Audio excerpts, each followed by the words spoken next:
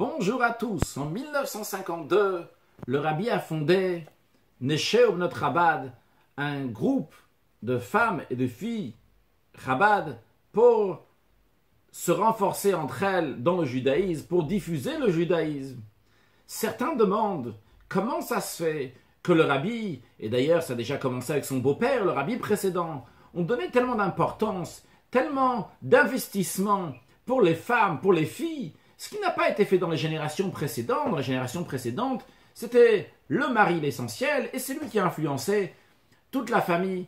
Pourquoi aujourd'hui faire des différences, entre guillemets, dans leur esprit, changer le judaïsme, que maintenant les femmes vont prendre de l'avant, les filles vont prendre de l'avant, qu'eux vont donner des cours de Torah, eux vont faire entre eux un cercle d'études de Torah, que le Beth Hamidrash, le lieu d'études est fermé, spécialement c'est eux qui vont étudier ce soir. Le rabbi ferme 770, il parle que aux femmes.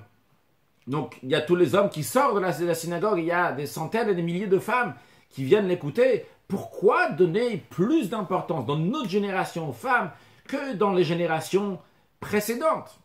Aujourd'hui, nous allons répéter ce que le rabbi a dit en 5752, en 1992, dans la période du Shabbat Parashat Bo, qui était dans la période aussi de la Iloula de son beau-père, le jour de décès de son beau-père, le 6e rabbi de Chabad, Rabbi Yosef Yitzhak, le 10e jour du mois de Shvat, en 1950.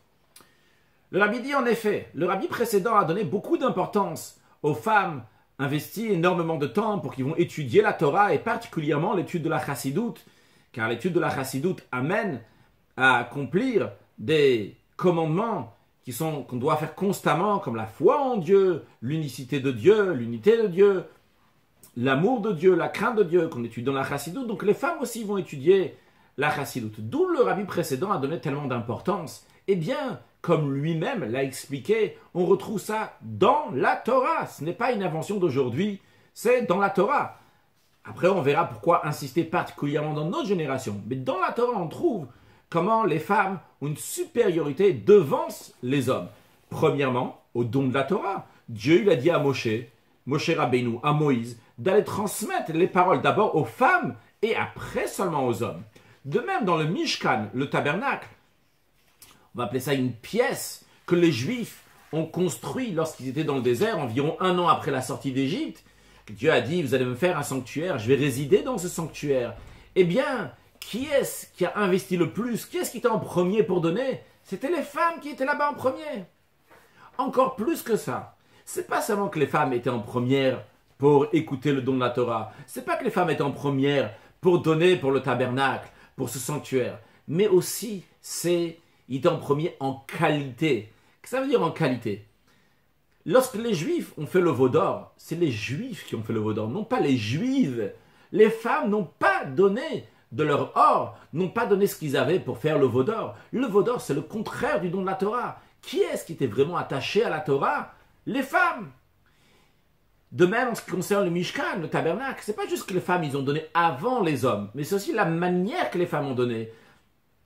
Le verset nous dit, ils ont cousu des poils de chèvre lorsqu'ils étaient encore attachés à la chèvre, pour que ça va être plus frais, pour que ça va être du vivant, pour que ça va donner du meilleur. C'est-à-dire que la qualité aussi de ce qu'ils ont donné, c'était pour donner le meilleur. Donc ce n'est pas juste ce qui était plus important dans le temps, en chronologie, mais aussi en qualité, on retrouve leur importance dans des choses fondamentales et essentielles, que ce soit le don de la Torah, ou que ce soit la construction du tabernacle, du sanctuaire. Donc ça, c'est un premier point. Et en ce qui nous concerne aujourd'hui, notre génération, génération de Géoula, génération de délivrance, eh bien, la première délivrance du peuple juif, la délivrance d'Égypte, grâce à qui elle est venue? Nos sages disent qu'elle est venue grâce aux femmes.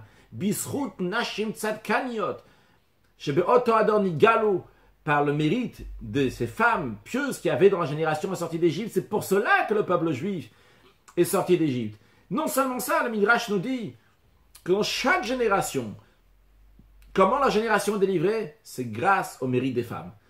Et bien maintenant, le rabbi nous dit que nous sommes la dernière génération de l'exil et la première génération de la délivrance. Le Harizal dit que la dernière génération avant la délivrance, la génération qui est avant Mashiach, c'est une réincarnation des âmes qui étaient lors de la sortie d'Égypte. En d'autres mots, cela veut dire que notre génération, les hommes et les femmes, en l'occurrence on parle des femmes, sont une réincarnation des femmes qui sont sorties d'Égypte. Et par le mérite de qui sommes-nous sortis d'Égypte? Par le mérite des femmes. Eh bien, dans notre génération aussi, la délivrance, par qui elle va venir? Par les femmes. Et ce n'est pas juste que la délivrance vient par les femmes, parce que dans chaque génération, les délivrances sont par les femmes. Mais c'est les mêmes âmes des femmes qui étaient lors de la sortie d'Égypte, qui sont aussi dans notre génération. On comprend maintenant pourquoi dans notre génération, cette importance de souligner, de mettre en avant le travail et l'œuvre des femmes et des filles juives, car c'est grâce à leur mérite, à leurs actions, que nous allons sortir de cet exil. Donc, nous avons vu dans le passé la supériorité, la particularité des femmes du peuple juif. Nous avons vu dans le présent, dans notre génération, la dernière génération de l'exil, la particularité des femmes et des filles juives. Mais c'est aussi lorsque Mashiach va venir, on va voir cette particularité et cette qualité. Dans la Chassidoute et la Kabbale, c'est expliqué qu'il y a des sphères spirituelles qui sont d'honneur, et des sphères donneuses, peut-être on dit, et des sphères qui receveuses, qui reçoivent. Aujourd'hui, comment on voit dans le monde, comment les choses se passent, c'est celui qui donne est plus haut que celui qui reçoit. Mais lorsque Mashiach va venir, eh bien, la sphère qui s'appelle Malchut, celle qui reçoit, on va voir sa qualité, même par rapport aux sphères qui donnent. Pourquoi? Parce qu'en vérité, la source de Malchut, la source de la sphère qui reçoit est beaucoup plus haute que celle qui donne. Aujourd'hui, on ne voit pas ça. Aujourd'hui, on voit l'extérieur des choses. Celui qui donne, il est plus beau, il est plus fort, il est mieux, il a plus de puissance. Lorsque Mashiach va venir, nous allons voir dans celui qui reçoit, comme en vérité dans lui, il y a encore une plus grande puissance, une plus grande hauteur, une plus grande grandeur que celui qui donne. Eh bien, la femme est receveuse, l'homme est donneur. Lorsque Mashiach va venir, on va voir la qualité de la femme, donc celle qui reçoit, qui est encore plus de donc ce qui représente la sphère de Malchut, qui est encore plus haute que celle de l'homme. Et comme le verset dit dans le prophète Jérémie, Nekeva tesovev gever, que la femelle va entourer, va couronner, va être au-delà du gever de l'homme.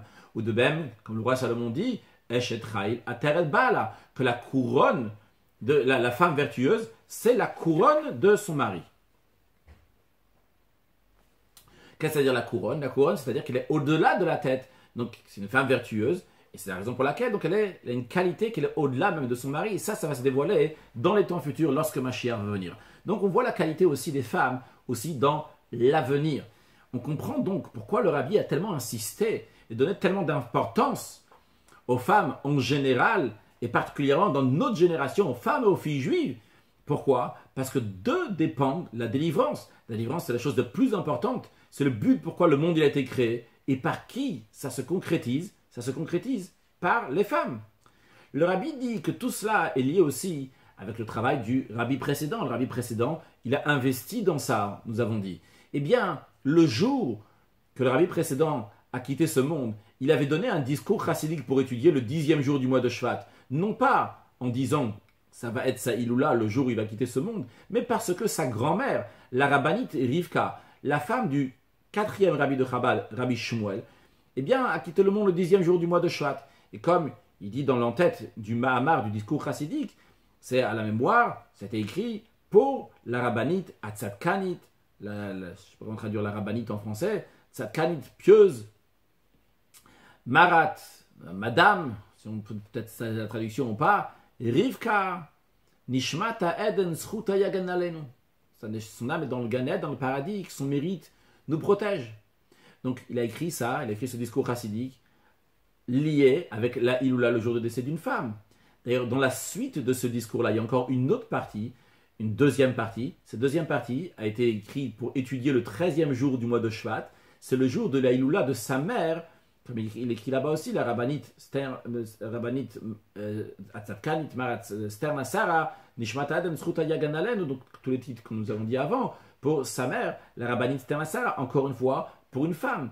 Le rabbi dit cette idée que le dernier jour, à la fin de sa vie, ce qu'il a donné pour étudier, c'est quelque chose qui est lié avec un discours chassidique pour les femmes. Ça montre aussi donc l'importance qu'il a donnée au travail donc, que les femmes vont œuvrer. Encore plus que ça, le dernier discours qu'il a donné commence avec le texte Bati legani achotikala, le verset qui dit « Je suis venu dans mon jardin, ma sœur et ma kala, ma fiancée ». C'est Dieu qui parle au peuple juif. Dieu, c'est l'homme, le peuple juif, c'est la femme. Donc, on voit l'idée aussi de l'importance, comment chérir la femme, l'importance que Dieu donne au peuple juif en tant que femme. Dans l'idée qui est développée aussi dans le Mahamar, dans ce discours chassidique, de quoi on parle? On parle de la qualité du peuple juif qui fait une dira betartonim, une demeure à Dieu ici-bas, dans ce monde matériel. Cette demeure à Dieu ici-bas, dans ce monde matériel, en effet, se fait aussi bien par les hommes et par les femmes. Mais dans la chassidoute et la Kabbale, c'est expliqué la différence entre les patriarches et les matriarches. Les patriarches, Avraham, Yitzhak et Yaakov, et les matriarches, Sarah, Rivka, Rachel et Léa, que les patriarches étaient déconnectés du monde, supérieurs au monde. Et qui est-ce qui concrétisait, qui amenait toute leur divinité, la divinité des patriarches dans le monde? C'est les Imaot, les matriarches. Les matriarches, les femmes du peuple juif, les femmes sur lesquelles descend tout le peuple juif, c'est eux qui avaient cette qualité-là d'amener, de concrétiser la grande divinité, les niveaux très spirituels et supérieurs des patriarches dans ce monde matériel. Donc, c'est l'idée de ce qu'on retrouve dans le Mahamar, dans le discours chassidique du rabbi précédent, qui est aussi donc dans cet esprit, le message, la particularité des femmes. Et ça, c'est la conclusion de sa vie. Lorsque quelqu'un quitte le monde, c'est la conclusion de tout ce qu'il a fait. Et d'ailleurs, vu qu'ici, il ne s'agit pas de quelqu'un qui quitte le monde, mais il s'agit du Nassi, du chef de la génération. Et comme le commentaire de Rashi nous dit, Hanassi Huakol, que le chef de la génération, c'est toute la génération. Donc quand nous disons que le chef de la génération a fini son travail, c'est aussi que la génération a fini son travail. Et la génération, donc, c'est le peuple juif, la femme de Dieu. Et dans le peuple juif même, entre l'homme et la femme, donc la qualité de la femme qui concrétise ce message. Et pour conclure, avec un mot aussi sur la paracha de Bo, il y a écrit Bo el Paro, viens chez Paro. C'est Dieu qui parle à Moshe Rabbeinu, il dit viens chez Paro. Pourquoi il dit viens chez Paro? Car Moshe Rabbeinu avait peur de rentrer chez Paro. Et c'est pour ça que Dieu lui a dit viens, je vais avec toi. Sur le plan spirituel des choses, c'est expliqué dans le Zohar que la maison de Paro représente un niveau extrêmement haut duquel découlent et se dévoilent toutes les lumières divines. Et Moshe Rabbeinu avait peur de s'approcher de ces grandes lumières divines. Et c'est la raison pour laquelle que Dieu il a dit Bo el Paro, viens chez Paro, Kol Nehorin. En effet, il y a plein de lumières, mais toutes ces lumières-là, on va te les donner, tu vas pouvoir les recevoir. Et ça, c'est le travail du rabbi précédent dans sa vie. Toute sa vie, c'est quoi? C'est d'éclairer le monde. Comment on éclaire le monde? À travers la bougie de commandements que Dieu nous a donnés, à travers la lumière de la Torah. Et encore une fois, ça c'est lié avec les femmes. Parce que les femmes, un des commandements particuliers des femmes, c'est quoi? C'est allumer les bougies de Shabbat. Le vendredi soir, les femmes et les filles juives allument les bougies de Shabbat. Lorsqu'ils allument ces bougies de Shabbat, ils amènent de la lumière. Les femmes et les filles juives amènent de la lumière dans la maison. Cette lumière qui va encore plus loin, encore plus loin, encore plus loin, qui éclaire le monde entier. Eh bien, c'est l'idée d'éclairer le monde, de Kol Nehorin, toutes les lumières que nous avons dit, qui se dévoilent donc, à Moshe Rabbeinu, lorsqu'il rentre chez Paro sur le plan spirituel, le Paro positif, le Paro duquel se dévoilent toutes les lumières, eh bien, ça aussi dans chaque juif, qu'il a plein de lumière. Et comment ça vient cette lumière-là? À travers la femme. C'est à travers elle que le Shabbat va rentrer, avant même que l'homme, il va faire sa prière et son kiddush. Comment ça commence? Cette lumière du Shabbat qui conclut toute la semaine et tout le travail de la semaine qui éclairait le monde, c'est avec la lumière des bougies de Shabbat. Donc, nous avons compris la particularité de femmes dans notre génération. Dans toutes les générations déjà, il y a toujours une qualité des femmes, supériorité par rapport aux hommes. Et dans notre génération particulièrement, l'accent que le rabbi a mis pour les femmes et les filles juives. Pourquoi? Parce que justement, c'est eux qui vont amener la délivrance. Car notre génération, nos âmes sont une réincarnation de ceux qui sont sortis d'Égypte à l'époque. Et c'est grâce aux femmes que le peuple juif est sorti d'Égypte. Et bien de la même manière aussi, dans notre génération, nous allons sortir de notre exil grâce au travail des femmes, grâce à la lumière que les femmes y allument. Donc, nous aussi, les hommes aussi, encourageons les femmes à allumer les bougies de Shabbat, encourageons les filles à allumer les bougies de Shabbat, et encourageons tout le peuple juif qui est la femme de Dieu de ramener de la lumière dans le monde, et toujours positivement, et toujours avec qualité, et toujours avec chaleur, toujours avec bonheur, comme la qualité des femmes. Et par cela, nous pourrons accueillir Mashiach très prochainement. Une excellente journée.